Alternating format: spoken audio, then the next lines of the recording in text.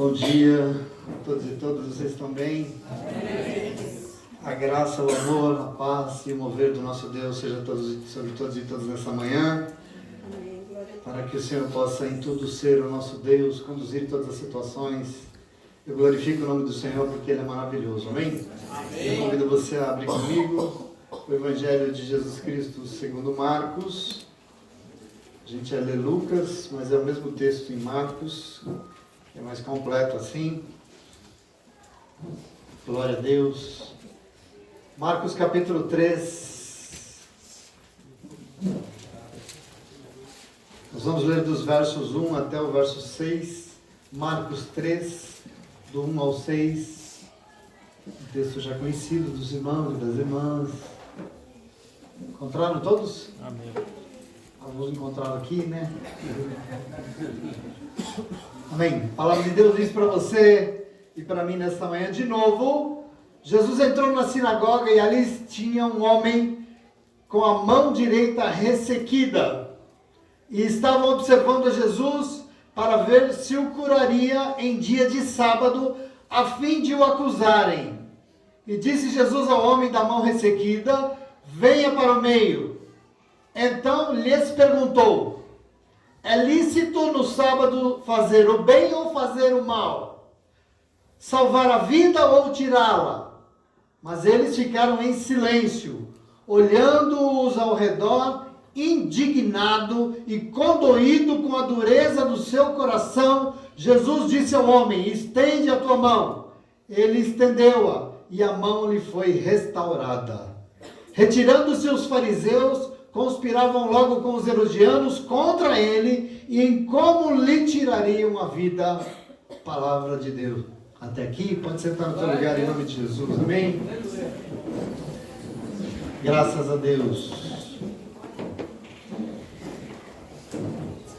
Mas tinha um teólogo alemão que eu gostava bastante, gostava porque era morto, né? Chamado Karl Barth. Ele falava que um bom pregador, ele pega a palavra de Deus com a Bíblia numa mão e com o jornal na outra. E com isso ele queria dizer que a gente tem que pregar a vida, né? A gente tem que pregar aquilo que a gente vive, né? O que nós estamos vivendo. Mas de vez em quando a gente aproveita a semana que tem um feriado assim e a gente tenta descansar um pouco, né? E a gente faz isso porque descanso é sagrado, não sei se você sabe disso. Mas descanso está na Bíblia e ele é sagrado. Não é à toa que Deus fez o sábado, né? Deus não fez o sábado como um dia da semana, um sábado porque é sábado. Não uma segunda, um domingo. Deus fez o sábado porque o necessário é parar um pouco e celebrar a vida. O necessário é parar um pouco e descansar. Isso é de Deus, isso é importante. Mas dessa vez eu estou falando isso porque nós fizemos uma viagem meio inusitada. Porque na minha estada aqui nesse mundo, eu nunca tinha visto ou estado em um lugar com tanta abundância de vida assim. É uma coisa impressionante, é uma coisa que salta aos olhos. Nós estivemos na época da cheia do Rio Amazonas. E é absolutamente impressionante a quantidade de água que existe naquele lugar. Uma coisa assombrosa. Assim. Eu nunca imaginei que um dia na minha vida eu ia estar rodeado de tanta água e de tanta vida como nós estivemos. É impressionante. E lá, eu não pude deixar de pensar como é maravilhoso tudo que Deus criou. É uma coisa que nos encanta. Você... não tem como você não ficar atônito, não tem como você não ficar de boca aberta diante da criação de Deus, diante daquilo que a gente sabe que Deus fez. É tudo como foi dito aqui já, tão equilibrado, é tudo tão perfeito, é tudo tão pleno, é tudo tão abundante que não tem palavra para descrever. Deus criou para a nossa existência, para nós existirmos, algo equilibrado, algo perfeito, algo maravilhoso. É impressionante. E assim... diante da maior concentração de água do planeta, que aliás nessa época do ano ela dobra de tamanho, de volume, que eu descobri que Deus não criou a seca na nossa vida. Em meio à abundância de águas, eu meditando no Senhor, eu descobri, eu pensei o quanto Deus tem vida para todos aqueles que buscam o Senhor. E eu queria dizer para você, lógico que a sequidão existe. Lógico que o deserto existe. Mas essa semana, o que cresceu dentro de mim, essa convicção muito forte, é que o teu Deus não criou a sequidão na vida de ninguém. O teu Deus não é um Deus de secar. Aleluia. E aí, você pode estar me questionando, mas assim, se Deus não é, por que existe? E eu queria dizer para você, existe porque o ser humano costuma e gosta de desequilibrar aquilo que Deus criou com tanto amor, tanto cuidado, tanto carinho, tanto zelo. E a gente desequilibra tudo e por isso a sequidão existe. E por isso desertos existem no mundo. Mas eu queria dizer para você, eles existem, mas eles não foram feitos para a tua morada. Porque o Senhor criou a plenitude e a abundância das muitas águas da tua vida. Eu quero que você compreenda que eu sei que existe o contrário. Por exemplo, no Brasil, existem lugares muito secos, né?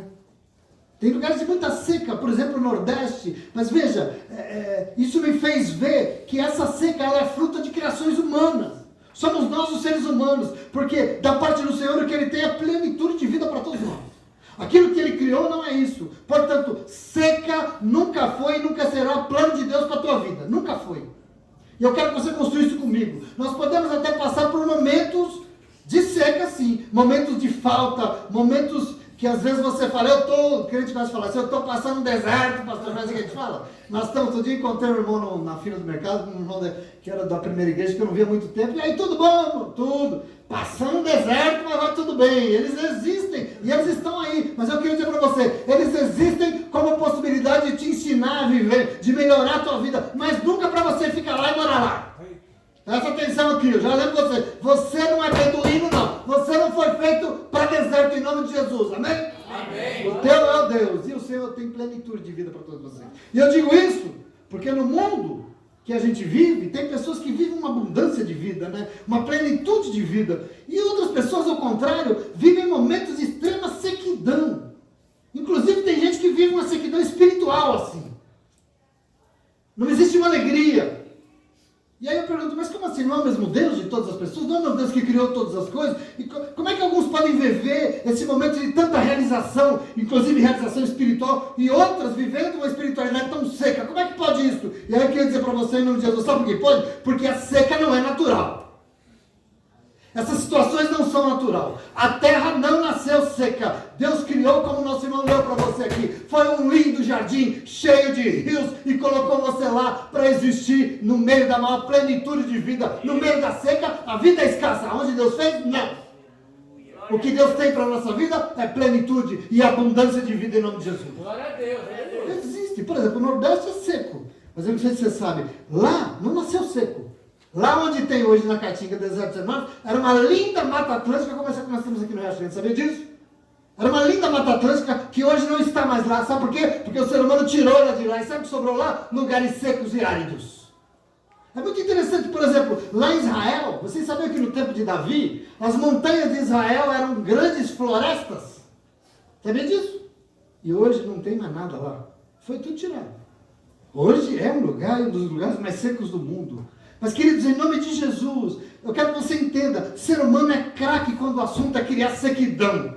E é muito interessante, porque eu estou falando de ser humano, eu estou falando da nossa vida. Na nossa vida a gente costuma ser assim, sabe o quê? A gente vai vivendo como a gente acha melhor. E a gente vai fazendo muita bobagem, essa é a verdade. E a gente vai desmatando tudo na nossa vida, desmatando tudo à nossa volta. Nós vamos sendo egoístas, como já foi dito aqui. Nós vamos sendo individualistas, nós vamos só pensando em nós mesmos. E quando a gente menos se dá conta, quando a gente menos percebe, a gente transformou a nossa vida num deserto seco, esturricado e solitário. É isso que a gente acaba.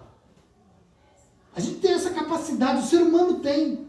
Mas sabe qual é a boa nova? A boa nova é que tem jeito para tudo isso. A boa nova é que mesmo nas situações e nos lugares de mares secas, é possível que a vida volte em nome de Jesus. A vida pode voltar. Se tudo que secou na tua vida, presta atenção, se secou, pode tornar a viver. Porque nessa manhã nós temos o privilégio de ter no nosso meio o Deus da vida, o Deus da abundância das águas, aquele que tem plenitude de vida preparada para todos nós. Aleluia. É Ele que passeia no nosso meio nessa manhã. Portanto, pode ser que por escolhas erradas, eu não sei. Pode ser que por decisões equivocadas, precipitadas, eu não sei. A nossa vida secou. Mas eu queria dizer para você, em nome de Jesus, nessa manhã, basta você tomar as decisões corretas, que logo a vida vai voltar em nome de Jesus. Você crê nisso? Você crê que existe essa possibilidade diante do Senhor? A Bíblia Sagrada foi escrita e vivida por um povo que viveu isso aqui de uma maneira muito intensa. Porque em muitos momentos da Bíblia, o povo de Deus fez umas cabeçadas, fez tudo errado e a vida se tornou uma seca só. É um exílio, é um deserto, é uma loucura. Viver fica muito complicado. Até hoje lá em Israel tem muito pouca água. Mas eu lá no meio daquele monte de água no Amazonas, eu pensei em Israel. E como lá, eu comparei. Porque em Israel, eu quero dizer para você, a vida só existe através de um perfeito milagre de Deus. Porque quem tem que sustentar o lugar daquele é o Senhor. E só o Senhor pode. E o Senhor usou o testemunho de um povo que não tinha o que nós temos aqui em abundância. O testemunho de um povo que não tem essas muitas águas que nós temos aqui, para nos ensinar aquilo que Ele espera de nós. Para nos ensinar que independente da situação que nós estejamos vivendo, a Bíblia Sagrada é isso. Esse livro inspirado, ele quer nos ensinar o que fazer. As histórias que estão aqui na Bíblia têm sentido muito espiritual. Você precisa ler a Bíblia com esse olhar e entender. Porque ela serve para você compreender o que Deus quer fazer na tua vida. Aquilo que Ele preparou para você e aquilo que Ele não preparou para você.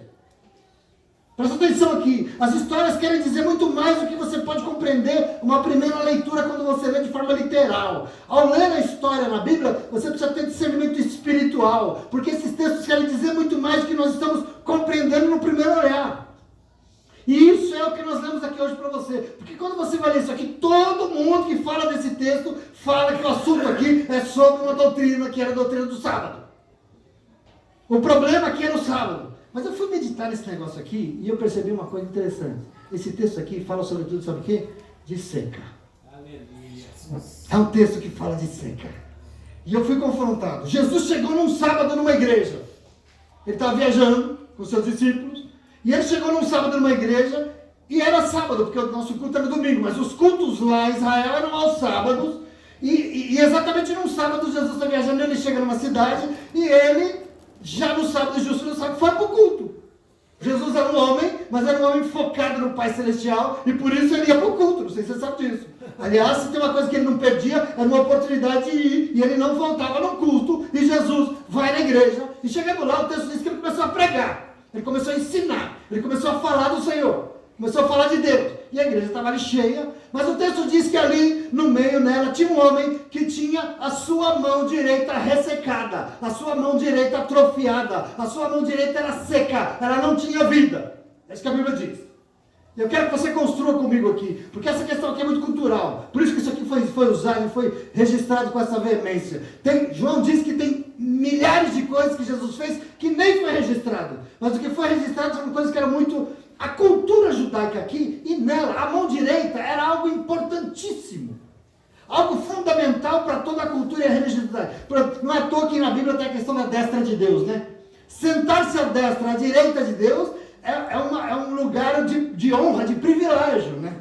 Essa semana eu fui ler o tal do Midrash. Midrash judaico é um livro, tem na internet, que é um livro de liturgia, é um manual das celebrações dos judeus, é a exegese que eles fazem dos textos, né? Esse é o Midrash, e lá diz que a mão direita é muito mais importante do que a esquerda, por exemplo, está escrito lá, para a cultura deles é isso aqui, a mão direita simboliza luz, a mão direita simboliza revelação, e a esquerda é aquilo que está oculto, a esquerda é aquilo que está na escuridão, para eles, na cultura deles. Eu estou falando isso porque esse contexto que Jesus está enfrentando aqui, para você compreender o que está acontecendo aqui.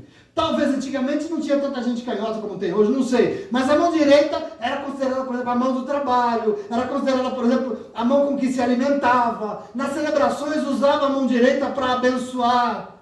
Se em algum momento do culto era necessária uma concentração maior, as pessoas fechavam os seus olhos com a mão direita.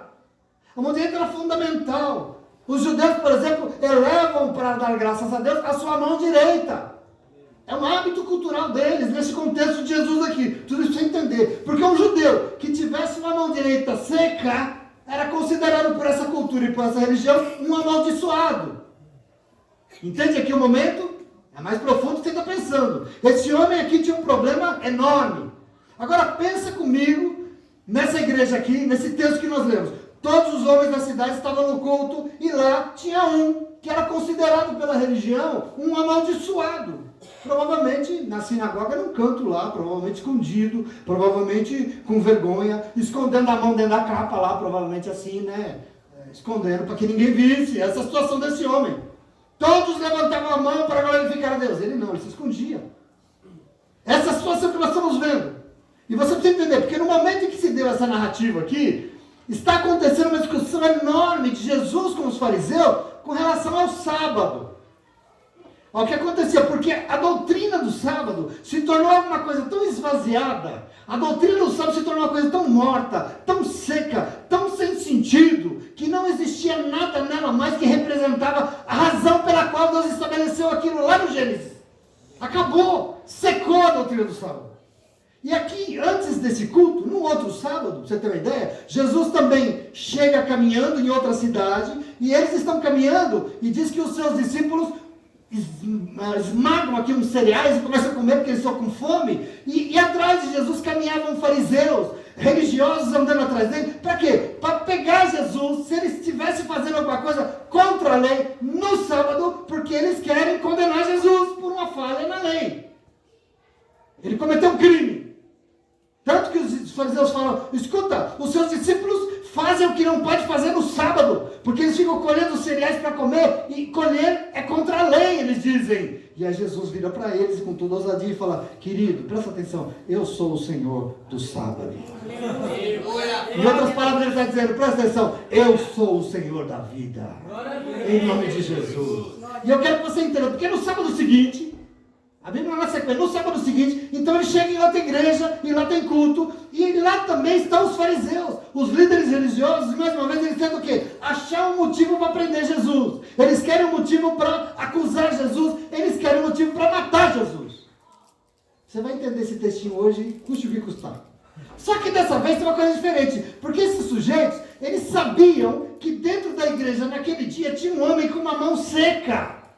Eles sabiam. E nos seus corações, nos seus pensamentos, eles ficavam matutando e dizendo, bom, hoje é sábado. Será que Jesus vai curar esse homem com a mão seca nesse sábado? Nós vamos pegar ele nessa falha. Presta atenção em nome de Jesus. Sábado é proibido fazer qualquer coisa. Se ele fizer isso, ele vai estar descumprindo a lei do sábado, e aí nós vamos pegar ele numa falta.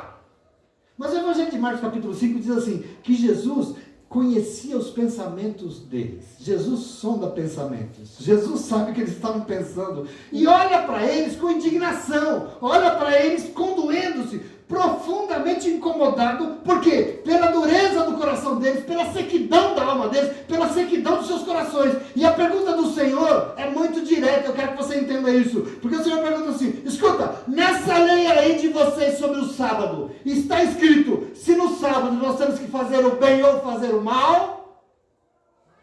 A pergunta é essa. Vocês acham que segundo a lei do sábado é de vocês, no sábado nós temos que matar uma vida ou salvar uma vida? Vamos entender isso aqui direitinho, só para você entender. A questão que incomoda tanto Jesus aqui, a questão que deixa ele contorcido aqui, é que existem aqui dois cenários muito secos. É muita sequidão aqui. De um lado, um homem que estava sendo acusado, excluído da vida, porque tinha a mão direita seca. Por isso ele era excluído. E de outro lado, tinha os fariseus e os religiosos se achando santos e perfeitos, mas no fundo, contorcendo o coração do Senhor, porque estava indignado de Deus, porque neles o que era seco eram os seus corações, a sua religião, as suas leis. E aí aqui presta atenção, Jesus faz a eles uma pergunta e você precisa entender por quê. Porque ele diz assim, ó, é da lei do sábado, que é lícito, é da lei do sábado fazer o bem ou fazer o mal? Ele diz assim, vocês acham que segundo a lei no sábado, nós temos que tirar uma vida ou salvar uma vida? Essa é a pergunta. Aliás, uma pergunta com uma perspicácia que é só do céu. Porque diante de tanta sabedoria, eles se calaram. Eles não falaram nada. E por que eles se calaram? Porque Jesus estava escancarando o que estava dentro do coração deles naquele momento. Entenda isso aqui que maravilhoso. O sábado era santo, o sábado era consagrado a Deus, e por isso não podia nem trabalhar. Mas no coração daqueles fariseus estava o propósito de fazer o que no sábado? O mal. O propósito de acusar, o propósito de prender, o propósito de querer matar Jesus no sábado. Por isso a pergunta do Senhor, muito perspicaz. No sábado nós temos que matar ou salvar? Me respondam. O que vocês estão querendo fazer? O que está aí no seu coração? No sábado, estavam tentando prender e achar um motivo para matar Jesus. Quer dizer que segundo essa religiosidade hipócrita de vocês aqui, curar, salvar, fazer o bem no sábado é contra a lei, mas arquitetar o mal não é não, né? Está entendendo a hipocrisia aqui do texto? Vocês compreenderam aqui o problema de Jesus? Isso aqui que deixou Jesus doido, o rim dele deu um nó nessa hora. Diante do desafio que o Senhor faz, fez um silêncio constrangedor, porque porque não houve resposta, e por isso Jesus ficou muito incomodado. Aliás, ele ficou irado. Eu queria dizer para você aqui, a palavra no grego aqui é um entristecimento, mas que causa ira, sabe, de Jesus? Ele está meio irado aqui, por causa do coração seco, o coração duro daqueles homens. E por isso Jesus então desafia e fala: homem, sai daí, vem aqui para o meio, vem para o meio da igreja e estende a tua mão. O texto diz que o homem foi provavelmente acanhado e estendeu a mão, obedeceu, e quando ele estendeu a sua mão, imediatamente a sua mão foi restaurada e ficou igualzinha a outra. Na hora, imediatamente, o sangue voltou a correr e ela ficou completamente restaurada. E o texto termina dizendo que os fariseus se enfureceram ainda mais e conspiravam com os outros, porque eles queriam matar Jesus, eles queriam prender, eles queriam achar um motivo para acabar com a vida dele. Palavra da salvação, e assim acaba o texto. E eu quero que você entenda esse momento aqui muito importante, porque diz respeito à nossa vida, aquilo que pode se tornar. Observe que eu digo aqui que a questão aqui é inspiração, a questão aqui é espiritual na palavra de Deus, e ela vai muito mais longe do que a gente pensa. A questão aqui é muito além. Existe uma discussão aqui sobre o sábado também, mas existe uma discussão aqui muito profunda sobre a importância da gente nunca permitir que nada seque em nossas vidas. Que nada seja seco em nossa vida. Principalmente, nada seja seco em nossa vida com Deus. Porque isso é um problema enorme. Essa era a realidade daquele homem. Mas muito mais era a realidade daqueles fariseus, porque eles eram espiritualmente cheios de leis. Eles eram espiritualmente cheios de julgamentos, cheios de condenação. E isso fazia deles, no fundo, seres humanos secos espiritualmente falando. Jesus olhava e falava: essa religião não serve para nada. Isso aí é um deserto, meu Deus. É isso que Jesus está falando aqui para eles. Isso que incomoda o Senhor aqui. E por essa razão, a Bíblia diz que Jesus olhou entristecido, indignado, com aquele coração seco. E a religião deles, nem se fala. Que religião é essa? Serve para quê? Que doutrina é essa? Serve para quê? Esse aqui é o problema que nós temos que enfrentar. Porque diante de tudo isso que entristeceu e indignou tanto o Senhor, eu preciso estar atento. Você precisa estar atento em nome de Jesus, amém? Porque eu não sei como é que você é isso, mas o Espírito Santo de Deus quer nos ajudar a entender. Porque nós servimos a um Deus que tem a abundância das muitas águas para a tua vida. É um Deus que criou a plenitude de vida. Por isso, nós não estamos aqui para deixar o Senhor indignado com nossas atitudes. O desafio é aprender com a palavra de Deus mais do que nunca. E que mais, para que nada nunca mais se torne seco em nossa vida, não, sobretudo em nosso relacionamento com Deus. Amém. Quando você se relaciona com o Senhor, como é que é isso? É baseado no quê? Esse texto nos inspira a pensar nas nossas vidas como servos de Deus. Afinal de contas, eu não sei se você sabe, mas isso aqui aconteceu dentro de uma igreja. E você hoje, não sei porque você veio, mas você está dentro de uma igreja. Glória a Deus. Isso é um desafio enorme para mim e para você. Isso é muito importante. Jesus estava ministrando a palavra de Deus assim como estamos aqui agora. E essa semana, vivendo em meio a tantas águas, eu pensei sim, que nós podemos viver situações de sequidão. Afinal, esse texto aqui deixa claro que a seca, presta atenção, não era só na mão daquele homem, mas a seca estava em muitas outras atitudes dentro da igreja, porque aquela igreja não estava bem.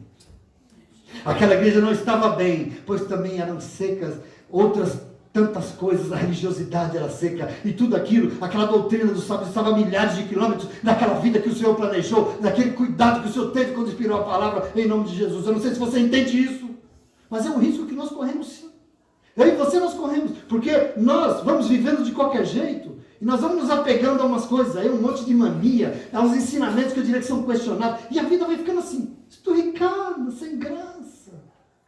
E nós temos que estar atentos. Lá no trabalho não tem motivação para fazer nada. Só murmura. Os relacionamentos, liga o automático no relacionamento. Marido e mulher que não encontram alegria na vida, dois em nada. Filho é cada um num quarto, cada um num canto. Família, cada um cuidando da sua própria vida. Não tem amigo. Vai para a igreja, está mais preocupado em julgar do que outra coisa. O que é isso? O resultado é que a vida vai secando, meus irmãos. Nós corremos esse risco, a vida vai secando. Viver vai se tornando algo bem difícil. E presta atenção, o Deus que criou a abundância das muitas águas, e Ele quer produzir plenitude de vida, não consegue mais preencher o coração das pessoas. Eu não sei se você já esteve diante de uma situação que você fala assim, não consigo achar graça em nada. Já esteve? A gente não consegue achar graça na vida, em nome de Jesus. A gente vai para a igreja, mas vai empurrando com a barriga. Jesus. Mas eu quero que você preste muita atenção nessa manhã. Você é servo de Deus. Presta atenção, porque eu queria te dizer isso, eu preciso dizer isso. O teu Deus é o Senhor que tem vida e não é qualquer coisa não, querido. E aquilo que Ele tem para você não é nada seco não. É por isso que o Senhor veio hoje para te dizer, eu tenho restauração para você em nome de Jesus. Eu tenho alegria para devolver para a tua vida em nome de Jesus. Você crê nisso? Isso é muito importante. Nós temos que ter a motivação de viver. Porque eu não sei se você tem olhado, nós temos que suplicar ao Senhor. Nós temos que pedir para que Ele nos ilumine, para que o Senhor continue nos dando discernimento na palavra de Deus, para que a gente aprenda a ser esse povo pleno daquilo que Deus criou. Você foi criado, como o Vitinho leu aqui hoje, com toda beleza, criado, e a criação de Deus é algo maravilhoso para você viver. E você é povo de Deus, você tem que viver essa plenitude. E você tem que dizer, Senhor, nós queremos viver aquilo que o Senhor planejou, em nome de Jesus, amém? Você tem que dizer, Senhor, lá na minha casa, eu quero que todos vivam a plenitude que o Senhor criou. Nós temos que orar, queridos. Senhor, eu não quero nada seco na minha vida, não, Senhor. Eu não quero nada sem sentido, não. Eu não quero nada à minha volta, não. Eu quero ter vida. Vamos perguntar para o Senhor, Senhor, o que eu preciso fazer para que a minha vida seja plena e nunca seca? Ah, mas ainda não é, pastor. Então, Senhor, se é, me ajude a acabar com essa sequidão em nome de Jesus, sim ou não? Vamos perguntar? E eu queria dizer para vocês assim, 3 coisinhas, Senhor, me ajude aqui. Eu não quero viver, eu quero plenitude, eu não quero sequidão. O que eu tenho que fazer? A primeira coisa que eu preciso dizer para você, que esse texto nos ensina, é o seguinte: coloque no centro da sua vida a preocupação com quem necessita. Você quer que flua a vida aí?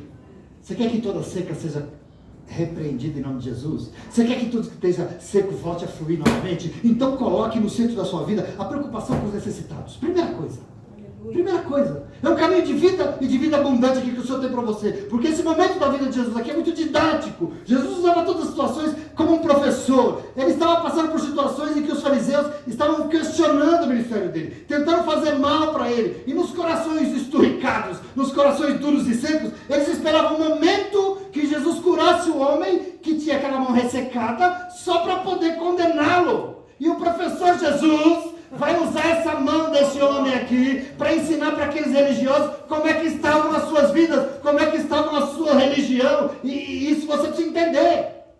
Esse é o momento do Evangelho. É bom comentar para você que esse homem, com certeza absoluta aqui, sofria toda sorte de preconceito nesse momento. Ele era um homem excluído, ele era um homem humilhado, ele era um homem afastado, porque a sua situação tornava ele um homem proscrito da sociedade. Ele era um amaldiçoado. Diante da sequidão e da dureza do coração daqueles religiosos, Jesus, conhecendo os seus pensamentos, Jesus enfrenta esse contexto esturricado, porque Jesus não se omite. E o que ele faz? O que Jesus faz aqui? Pega o homem e tira ele do anonimato. Faz o quê? Pega o homem e fala, sai daí, filho, e vem para o meio. Sai daí e vem para o centro. Sai desse canto aí, que provavelmente você está se escondendo, e vem para o centro da igreja. Presta atenção em nome de Jesus. E aqui está uma mensagem do Espírito Santo de Deus para você. Porque diante daqueles corações secos, Jesus quer curar. Mas Ele não quer curar só o homem, não. Ele quer curar todo mundo. Ele quer curar todos. Ele é uma oportunidade. Jesus quer mostrar o caminho da restauração de uma vida ressecada. E Ele faz isso colocando como centro a necessidade daquele homem. Versículo 3 eu estou falando para você. Sabe por quê? No verso 3, Jesus mostra e chama o homem excluído. Levante-se e venha para o meio. Eu não sei se você entende isso aqui. Eu não sei se você entende o que o Senhor está fazendo aqui. Porque Ele está colocando em evidência naquela igreja. Ele não é a doutrina do sábado. Ele está colocando como mais importante a situação daquele sofredor. E Ele fez isso para mostrar àqueles religiosos de coração seco o que realmente importa na vida. Jesus quer dar a eles o caminho da abundância de vida. Qual é esse caminho que torna a vida abundante de novo? É colocar no centro das nossas preocupações a necessidade do nosso próximo, meu irmão. Tem que sair de nós mesmos, querido. Em nome de Jesus. Presta atenção. Isso é muito importante. Através desse ato de Jesus, o que Ele está tentando ensinar aqueles religiosos, eu não sei se está ensinando você, porque a mim está, o que realmente importa.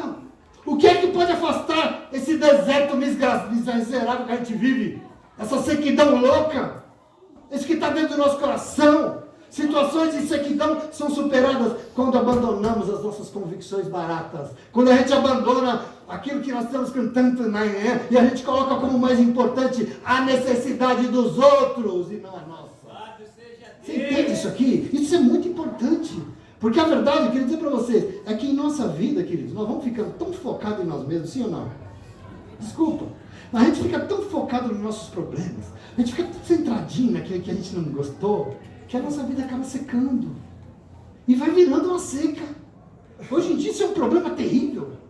Vocês acham que as pessoas estão bem? Você acha que alguém que pula do 14º andar de um prédio está bem? Hã? As pessoas estão depressivas, as pessoas estão inseguras. É uma seca de dar dó.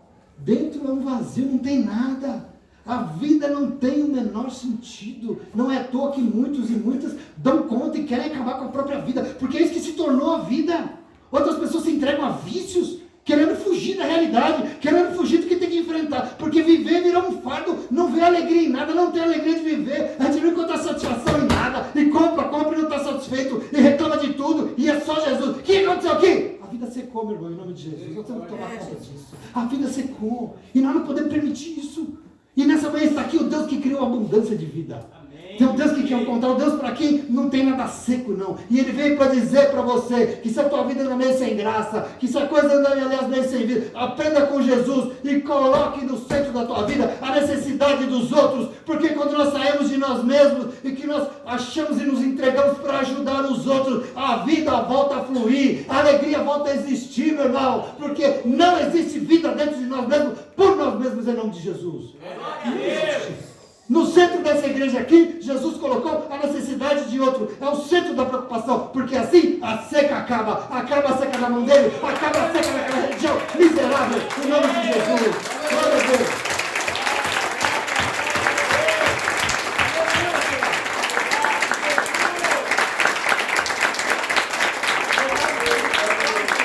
Aleluia.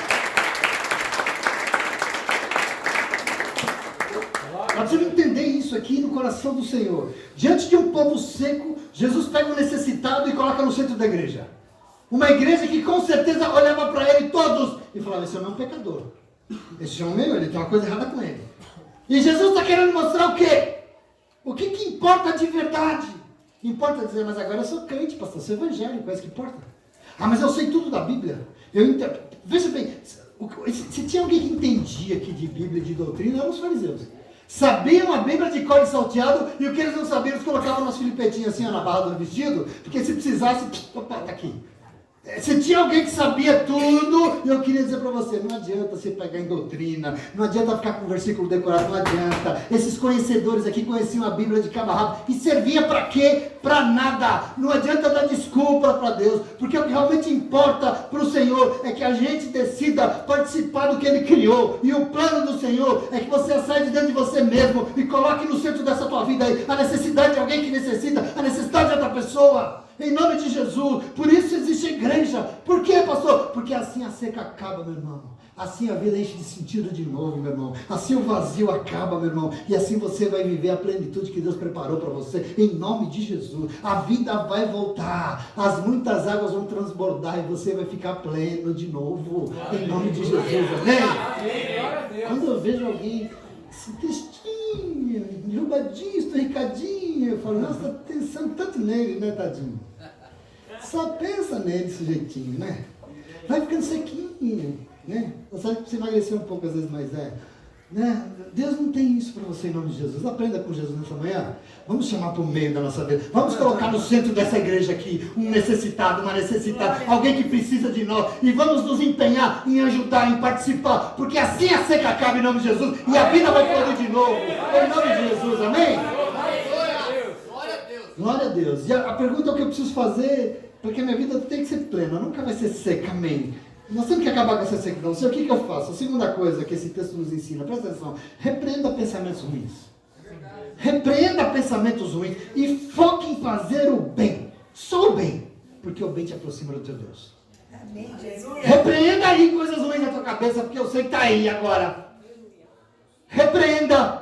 E foque em fazer o bem e só o bem, porque é isso que te aproxima de Deus. Observe o texto aqui, a situação aqui era de uma sequidão generalizada. Jesus chega lá, quase que ele falou: dá um copo d'água, pelo amor de Deus, nessa igreja aqui está uma sequidão lascada.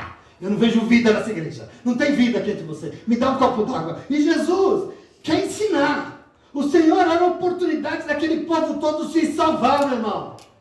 Ali estava diante deles a oportunidade de salvação. E por isso o texto diz que Jesus, conhecendo o coração e conhecendo o pensamento ruim deles, Jesus conheceu o pensamento, desafiou.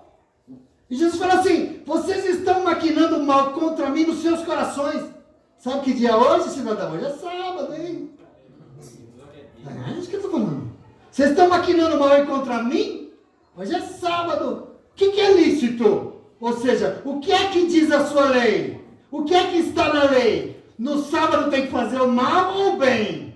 Tem que se encher de pensamentos ruins e ficar maquinando contra a minha vida ou salvar uma vida? O que está na tua lei aí? Lê para mim. Abre a Bíblia aí, vamos ver o que está escrito. É isso que o Senhor desafia. Esse aqui é o problema. O que Jesus está fazendo aqui, meu irmão? Jesus está dando uma oportunidade, meu irmão, dando uma receita para alagar aqueles corações ressecados. Jesus está dando uma oportunidade aqui de cura, de salvação. E por isso, dizendo a eles que o mal estava onde? O mal estava dentro deles. O mal, a nossa irmã tem razão. O mal dentro de nós. O mal que preenchia o coração daqueles religiosos era a fonte de deserto, meu irmão. E você tem que tomar posse, porque isso não pode tomar conta da tua vida. A fonte da seca era o mal que eles incentivavam em seus próprios corações. Por isso o Senhor diz a eles que o que melhora, que o que acaba com a seca, o que produz vida novamente, é repreender esse mal que assola e nos encher de coisa boa. Aleluia! Me responda uma coisa. Só eu aqui costumo às vezes pensar coisa ruim ou tem mais alguém aqui? Hã? Tem uns que falam assim, ou? E como penso? Eu queria que você entendesse essa oportunidade. A fonte da seca que é esse mal que estava dentro. E o Senhor diz que eles precisam repreender e se encher de coisa boa. Fazer o bem. Eu estou aqui para fazer o bem, você está querendo fazer o mal. Esse é o caminho do Senhor. Buscar fazer o bem. Por quê? Porque o bem pertence a Deus. O teu Deus é o bem supremo desse mundo. Você precisa compreender isso. E você precisa repreender pensamentos ruins. E não permitir que isso se torne forte dentro de você. E nem a vida. Porque o que vai sobrar é sequidão mesmo. E tem gente, desculpa, tem gente dentro da igreja que deixa esse negócio crescer.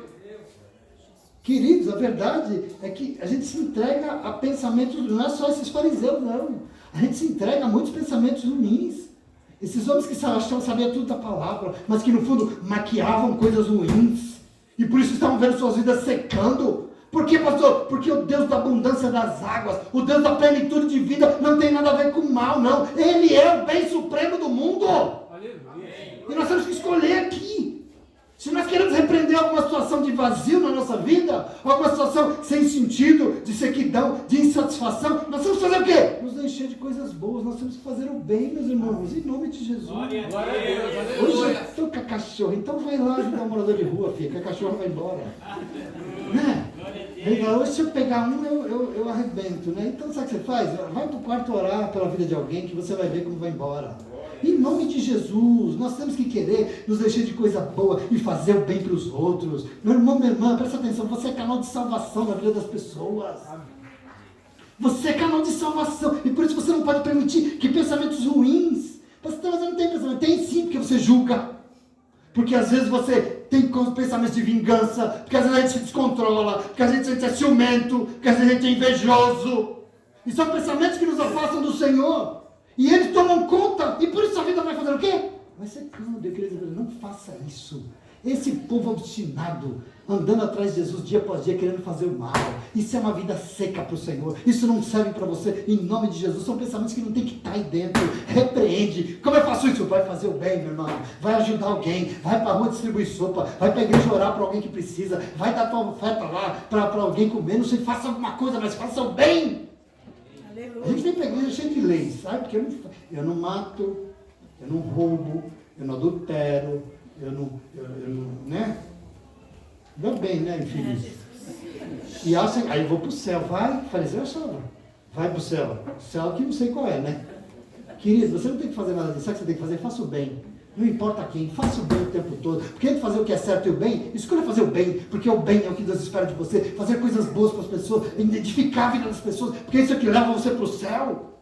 É muito difícil daquilo que vai dentro de cada um de nós. Sabe por quê? Porque o mal é uma realidade dentro de todo ser humano. Se você não acredita em mim, leia Gênesis 9. A conclusão do Senhor a nosso respeito. Não tem jeito. O ser humano é dado ao mal desde nenenzinho, diz o Senhor. Gênesis 9 diz isso. Presta atenção. É tão importante que você não permita que esse mal que está alojado dentro de você cresça e afete a tua vida e comece a afetar o teu julgamento das pessoas. Não permita isso em nome de Jesus. O Senhor falou isso para Caim. Você sabe disso? Em Gênesis 4? O Senhor falou: Caim, vigia, porque esse mal aí não pode, ele está batendo, não deixa ele tomar conta da tua vida. Mas Caim não ouviu a palavra do Senhor e deu no que deu. Nós temos que repreender isso dentro de nós, meus irmãos, em nome de Jesus, porque senão vai sobrar, é um deserto imenso na nossa vida, isso não serve para você. Por isso não dê espaço para mágoa. Você conhece alguém magoado? Você falou aqui de perdão, né? Mas tem crente que fala: não dê espaço para rancor na tua vida. Você não é servo, você é servo de Deus. Não tem rancor. Não dê lugar para sentimentos que não te edificam, não edificam as pessoas que estão ao teu lado. Isso não cabe dentro de você, em nome de Jesus. Presta atenção. Faça aqui como Jesus fez. Faça e siga o conselho de Jesus. O que Jesus fez aqui? O Senhor queria salvar aquele homem necessitado. O Senhor se encheu do bem. Todo mundo, os religiosos maquinetando mal. E Jesus falou: mas o que eu quero fazer é bem, eu quero salvar, eu quero ajudar. Eu não vou me entregar a esse mal miserável. Eu não vou retribuir o mal com o mal. Porque o mal a gente paga é com o bem. Porque nós somos servos de Deus. Aleluia. Alguém em algum momento vai fazer mal para você. Qual que é a tua conta? Qual que é a tua devolução? Você paga com o quê? Paga com amor, paga com bem, paga com atitudes que mostrem e revelem tudo isso em nome de Jesus. Mostra para todo mundo o que é que importa na tua vida. Porque para Jesus importa fazer o bem, e está acabado. Porque quando nós fazemos o bem, e o bem não é o que eu quero não, hein? Bem não é o que eu acho não, bem é o que Ele diz que eu tenho que fazer. Faça o que Jesus pede, que você vai ver como a sequidão acaba em nome de Jesus. Não tem lugar para a vida sem sentido, não tem lugar para suicídio, não tem lugar não tem lugar para a situação de sequidão não, porque a alegria vai voltar e o Senhor vai te encher de novo em nome de Jesus, amém? Aleluia. Tem gente que é uma escuridão desgraçada, né? A gente estava no voo dentro do avião, tinha uma senhora, tadinha, né? Deu dó dela, né? Ela já chegou na aeromoça assim: escuta, senhora, tem pessoas aqui colocando umas malas enormes, a gente não tem que guardar essa bagagem. Vocês não estão olhando isso, não? A aeromoça olhou para ela assim: a senhora quer que eu guarde a sua mala? Eu guardo. Mas vocês não estão vendo, não? A senhora quer que eu guarde a sua mala? Eu guardo. E ela foi embora irada, né? Brava. E aí a aeromoça pegou e falou: tem uma senhora aí que ela está querendo arrumar briga, não está ouvindo para ela não. Acontece que o imbecil aqui desceu para catar a mala na esteira, e as pessoas ficam tudo lá fechando a entrada da mala, e a mala da Márcia vinha vir, ela falou assim: pega para mim. Fui pegar a mala, puxou, né? Quando eu puxei, ela falou: o pé que tem embaixo é meu, viu? A própria. E eu falei: então tira. A mala saiu me xingando. Graça! Saiu. Tem gente que só tem coisa ruim dentro, meus irmãos, em nome de Jesus. Nós não temos espaço nisso para a nossa vida, não. Nós somos o povo do bem, meu irmão, em nome de Jesus, presta atenção. Então, escolha repreender essa coisa ruim que está dentro de nós e vá fazer o bem para alguém que você vai ver como essa sequidão acaba, esse deserto vai ser inundado e o Senhor vai te tornar pleno em nome de Jesus. Amém? Amém. Glória a Deus. Mas a pergunta é: eu preciso fazer alguma coisa, eu quero viver plenamente, eu não quero nada seco não. Me ajuda aqui, Senhor. E a terceira coisa que o Senhor vai nos dizer através desse texto hoje, sabe qual é? Se posicione diante do Senhor. Sabe como é que você se posiciona? Reconheça os seus erros, porque você não pode deixar o teu Deus entristecido, viu?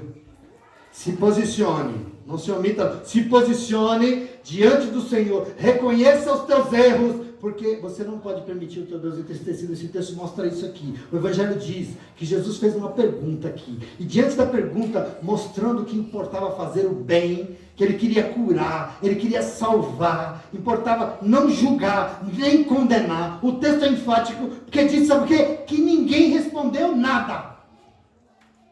Versículo 4. O texto diz: e eles ficaram calados. E eu queria dizer para você, diante desse silêncio, diante dessa omissão, diante dessa falta de resposta, o Senhor ficou profundamente indignado. O texto diz no versículo 4 que ele ficou irado. Ele falou: como assim que esse povo não vai falar nada. Eu estou perguntando, eu tenho que fazer o bem ou eu tenho que matar alguém? Vocês não vão me responder, não? O Senhor ficou profundamente entristecido e indignado. Por quê? Porque Jesus estava ensinando a eles. O Jesus estava dando uma oportunidade, dizendo o que importava. E ainda por cima, essa oportunidade de todo mundo reconhecer e entender que eles estavam errados. Vocês estão errados. Não é porque é sábado, não. Porque vocês estão maquinando mal dentro de vocês. Vocês estão errados. O Senhor estava escancarando o erro dos corações secos. Mas eles fizeram o quê? Eles se calaram. Por quê? Porque eles não reconheceram, eles não admitiram, eles se calaram, eles se omitiram.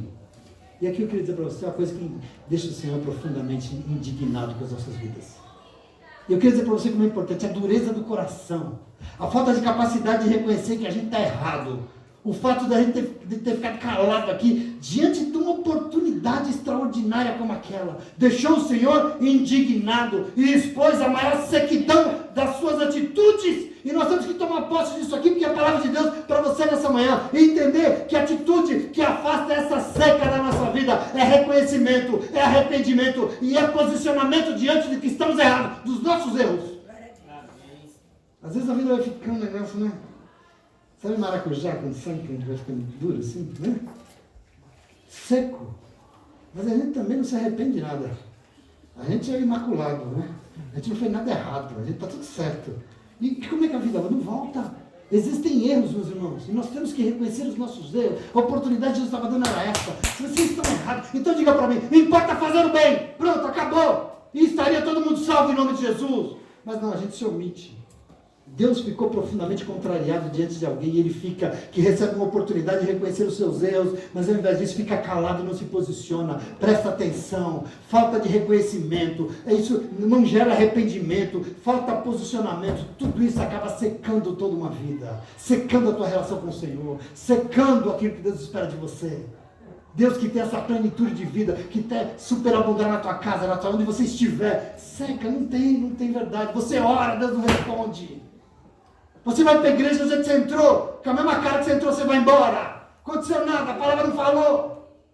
Nem receber, você recebeu.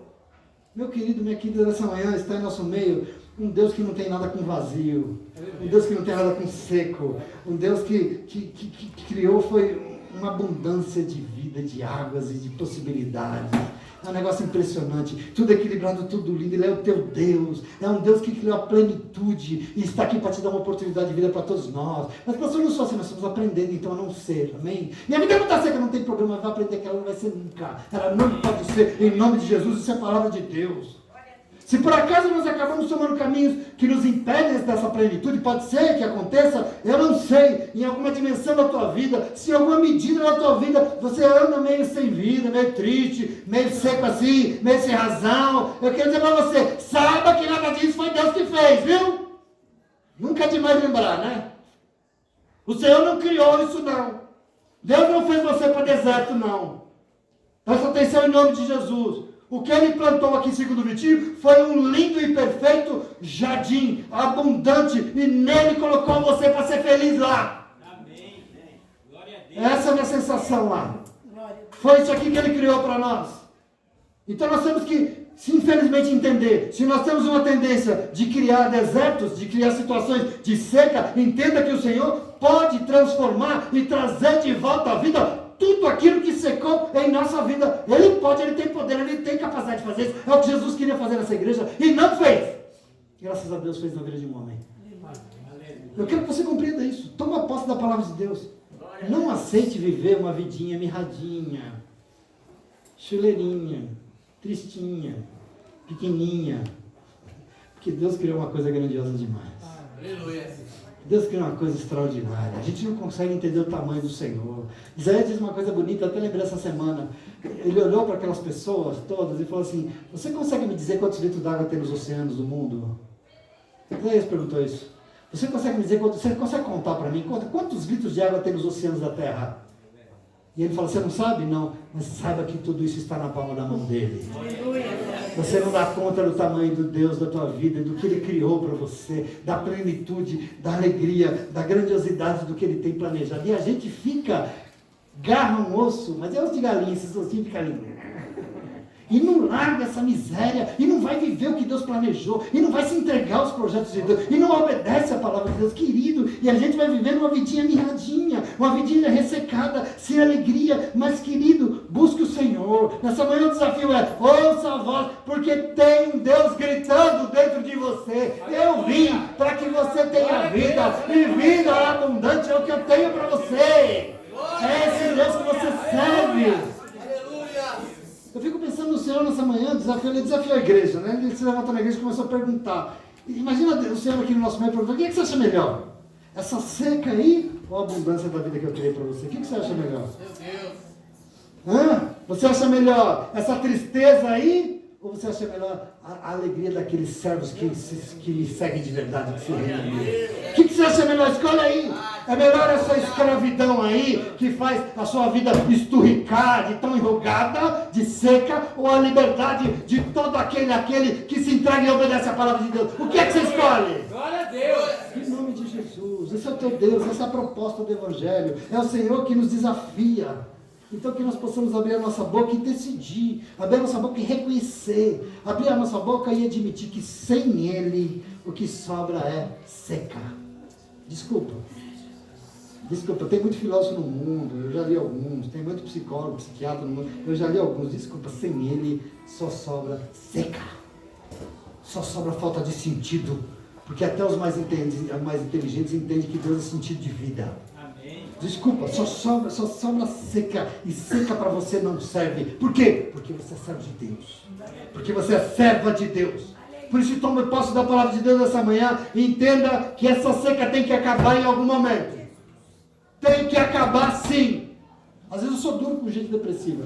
Né? Você nunca ficou, você não sabe. Eu sei que não é fácil, eu sei que é uma doença. Eu sou duro, sabe por quê? Mas como é que eu posso, diante dessa plenitude de vida, dessa abundância de coisas, como é que eu posso não mergulhar nessas águas? Como? Como é que eu posso não me entregar e ficar aqui remoendo o meu ossinho? Como é que eu posso fazer? Eu não posso. Eu não posso. Um Deus que tem uma coisa extraordinária, uma coisa inexplicável para te dar, para nos colocar de alegria. E nós ficamos aí apegados. Essa seca tem que acabar em nome de Jesus. Amém?